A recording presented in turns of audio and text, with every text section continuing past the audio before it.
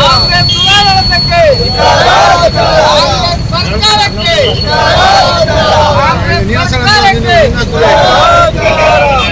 ಪೊಲೀಸರನ್ನು ಅಮಾನತು ಮಾಡಿರುವ ಸರ್ಕಾರಕ್ಕೆ. ಭೀಮ್ ಧ್ವನಿ ನ್ಯೂಸ್ಗೆ ಸ್ವಾಗತ. ಪೊಲೀಸ್ ಅಧಿಕಾರಿಗಳ ಅಮಾನತು ಆದೇಶ ರದ್ದತಿಗೆ ಒತ್ತಾಯಿಸಿ ಚಾಮರಾಜನಗರದಲ್ಲಿ ಪ್ರತಿಭಟನೆ. ಅಮಾಯಕ ಅಧಿಕಾರಿಗಳ ಅಮಾನತು ಆದೇಶ ಹಿಂಪಡೆಯಲು ಕೆಲ್ಲಂಬಳ್ಳಿ ಸೋಮನಾಯ್ಕ ಆಗ್ರಹ. ಬೆಂಗಳೂರು ನಗರ ಪೊಲೀಸ್ ಕಮಿಷನರ್ ಬಿ ದಯಾನಂದ ಸೇರಿ 5 ಮಂದಿ ಅಧಿಕಾರಿಗಳ ಅಮಾನತು ಆದೇಶ ರದ್ದುಗೊಳಿಸಬೇಕು ಅಂತ ಆಗ್ರಹಿಸಿ ನಾಯಕ ಜನಾಂಗದಿಂದ ನಗರದ ಸಂತೆಮರಹಳ್ಳಿ ವೃತ್ತದಲ್ಲಿ ಪ್ರತಿಭಟನೆ ಮಾಡಲಾಗಿದೆ.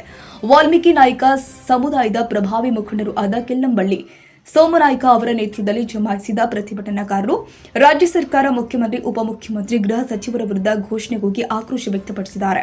ಪ್ರತಿಭಟನೆ ನೇತೃತ್ವ ವಹಿಸಿದ್ದ ಕೆಲ್ಲಂಬಳ್ಳಿ ಸೋಮನಾಯ್ಕನ ಮಾತನಾಡಿ, ಬೆಂಗಳೂರಿನ ಚಿನ್ನಸ್ವಾಮಿ ಕ್ರೀಡಾಂಗಣದಲ್ಲಿ ನಡೆದ ಆರ್ಸಿಬಿ ವಿಜಯೋತ್ಸವ ಕಾಲ್ತುಳಿತ ಪ್ರಕರಣದ ನೇರ ಹೊಣೆಯನ್ನ ರಾಜ್ಯ ಸರ್ಕಾರ ಹೊತ್ತುಕೊಳ್ಳಬೇಕು. ಯಾವುದೇ ಮುನ್ಸೂಚನೆ ಇಲ್ಲದೆ, ಪೊಲೀಸ್ ಅನುಮತಿ ಇಲ್ಲದೆ, ಸ್ವಾರ್ಥಕ್ಕಾಗಿ ಸರ್ಕಾರ ತರಾತುರಿಯಲ್ಲಿ ಆರ್ಸಿಬಿ ವಿಜಯೋತ್ಸವ ಆಚರಣೆ ಮಾಡಿದ್ದು ಕಾಲ್ತುಳಿತದಲ್ಲಿ 11 ಮಂದಿ ಅಮಾಯಕರನ್ನ ಬಲಿ ಪಡೆದಿದೆ.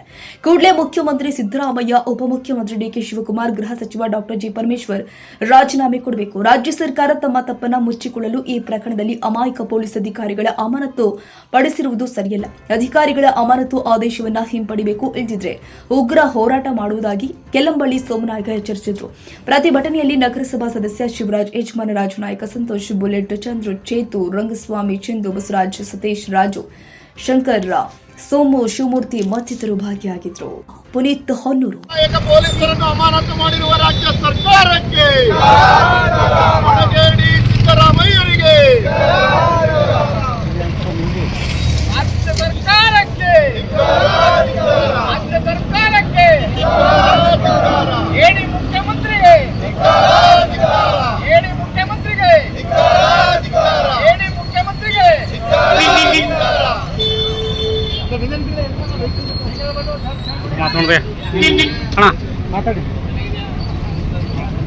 ಈಗಾಗಲೇ ಈ ರಾಜ್ಯದಲ್ಲಿ ಏನೋ ಒಂದು ದಂಧ ನಡೀತಾ ಇದೆ. ಇವತ್ತಿನ ದಂಧೆಗೆ ಸಪೋರ್ಟ್ ಮಾಡಿ ಇದ್ದಕ್ಕಿದ್ದಾಗೇನೆ ಟೈಮ್ ಕೊಡದೆ, ಕಾಲಾವಕಾಶಗಳು ಕೊಡದೆ ಏನೋ ಕಾರ್ಯಕ್ರಮ ಮಾಡಿದ್ರು ರಾಜ್ಯ ಸರ್ಕಾರ. ಆ ಕಾರ್ಯಕ್ರಮದಲ್ಲಿ ಅವರು ಮಾಡೋದಂಥ ತಪ್ಪಿಗಾಗಿ ರಾಜ್ಯ ಮುಖ್ಯಮಂತ್ರಿಗಳು, ಉಪಮುಖ್ಯಮಂತ್ರಿಗಳು, ಆ ಇರೋಂಥ ಹೋಮ್ ಮಿನಿಸ್ಟರ್ ಮಾಡೋದಂಥ ತಪ್ಪಿಗಾಗಿ ನಿರಪರಾಧಿ ಪೊಲೀಸರುಗಳ 5 ಜನನ ಸಸ್ಪೆಂಡ್ ಮಾಡಿರೋದು ನಿಜವಾಗೂ ಈ ರಾಜ್ಯಕ್ಕೆ ಶೋಭತರ ಅಂತ ವಿಚಾರ ಅಲ್ಲ.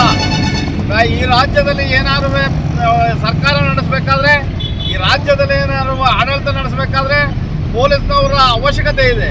ಪೊಲೀಸ್ನವರ ಆಡಳಿತನ ಮಾಡಕ್ ಕೊಡದೆ ಈ ರಾಜ್ಯದಲ್ಲಿ ಇದ್ರೊಳಗೂ ಇವರು ಸರ್ಕಾರ ಬಂದಾನಿಂದ ಸಹ ಪೊಲೀಸ್ನವ್ರನ್ನ ಆಡಳಿತ ಮಾಡಕ್ ಕೊಡದೆ ತಮ್ಮದೇ ಆದಂಥ ಆಡಳಿತ ಮಾಡ್ಕೊಂಡು, ತಮ್ಮದೇ ಆದಂಥ ದುರಾಡಳಿತ ಮಾಡ್ಕೊಂಡು ಈ ರಾಜ್ಯವನ್ನ ಇವತ್ತು ಮಾರಾಟ ಮಾಡೋಂಥ ಸ್ಥಿತಿಗೆ ಬಂದಿದ್ದಾರೆ. ಇವತ್ತೇನಾದ್ರು ಆ ನಿರಪರಾಧಿಗಳನ್ನ ಇವತ್ತು ಏನು ಸಸ್ಪೆಂಡ್ ಮಾಡಿದರೆ ಅವ್ರನ್ನ ಕೂಡಲೇ ಕೆಲಸಕ್ಕೆ ತಗೋಬೇಕು ಅಂತ ಹೇಳೋದು ನಮ್ಮ ಒತ್ತಾಯ. ಅದಾದಮೇಲೆ ಇವರ ಆ ದುರಾಡಳಿತನ ಖಂಡಿಸಿ ಈ ಕೂಡಲೇ ಸರ್ಕಾರ, ರಾಜ್ಯಭರ ಆಡಳಿತ ಬರಬೇಕು, ಈ ರಾಜ್ಯದಲ್ಲಿ ಸುಭದ್ರ ಸರ್ಕಾರ ಕೊಡಬೇಕು ಅಂತೇಳಿ ನಾವು ಒತ್ತಾಯ ಮಾಡ್ತೇವೆ ನಾಯಕ ಜನಾಂಗದ ವತಿಯಿಂದ. ಅಧಿಕಾರಿಗಳನ್ನ ಯಾಕೆ ಅದನ್ನ ಕ್ರಮ ತಗೋತಾರೆ ಅಂತ ಸಮಾಜದ ಇವರಿಗೆ ಯಾರೂ ಸಹ ಕಣ್ ಕಾಣೋದಿಲ್ಲ.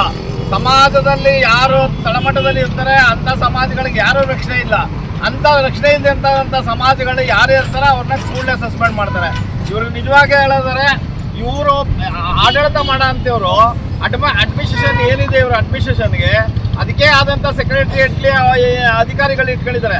ಅವರುಗಳನ್ನು ಮೀರಿ ಇವ್ರು ಯಾರು ಪೊಲೀಸರು ಏನು ಆಡಳಿತ ಮಾಡೋಕ್ಕಾಗೋದಿಲ್ಲ. ಆದರೂ ಅವ್ರ ಗಮನಕ್ಕೆ ಎಲ್ಲ ರೀತಿಯ ತಂದು ಇವತ್ತು ಕಾರ್ಯಕ್ರಮ ಮಾಡೋಕ್ಕಾಗೋದಿಲ್ಲ ಅಂತಂತೇಳಿ ಅವ್ರ ಮೆಸೇಜ್ಗಳನ್ನೆಲ್ಲ ಹಾಕಿದ್ರು ಸಹ ಅವ್ರನ್ನೆಲ್ಲ ಹೊರತುಪಡಿಸಿ, ಯಾಕಂದರೆ ಅವ್ರ ಸಂಬಂಧಿಕರುಗಳೇ ಇರೋದು ಅಲ್ಲಿ. ಸೆಕ್ರೆಟರಿಯೇಟ್ಲಿ ಯಾರು ಇರ್ತಾರೆ, ಐ ಆಫೀಸರ್ಗಳು ಯಾರು ಇರ್ತಾರೆ ಅವರೆಲ್ಲ ಮಾನ್ಯ ಮುಖ್ಯಮಂತ್ರಿ ಆಗಿರ್ಬೋದು, ಮಾನ್ಯ DCM ಆಗಿರ್ಬೋದು, ಮಾನ್ಯ ಹೋಮ್ ಮಿನಿಸ್ಟರ್ ಆಗಿರ್ಬೋದು, ಅವರ ಸಂಬಂಧಿಕರುಗಳನ್ನೇ ಅಧಿಕಾರಿಗಳು ಇಟ್ಕೊಂಡಿರೋದು. ಅಂಥವ್ರ ಮೇಲೆ ಯಾವುದೇ ಕ್ರಮ ತಗೊಂಡಿಲ್ಲ. ಬಡವರು ಇವ್ರಿಗೆ ಯಾರಿಗೂ ರಕ್ಷಣೆ ಇಲ್ಲದ ಅಂತ ಸಮಾಜಗಳಿವೆಲ್ಲ, ಅಂಥ ಅಧಿಕಾರಿಗಳ ಮೇಲೆ ಅವರು ಇವ್ರನ್ನ ಸಸ್ಪೆಂಡ್ ಮಾಡೋದು, ಇನ್ನು ಡಿಸ್ಮಿಸ್ ಮಾಡೋಕ್ಕೂ ಹೋಗ್ತಾರೆ. ಇವ್ರಿಗೆ ಯೋಗ್ಯತೆ ಇದ್ರೆ ಇವ್ರು ಡಿಸ್ಮಿಸ್ ಮಾಡೋ ಅಂತ ಯೋಗ್ಯತೆ ಇಲ್ಲ.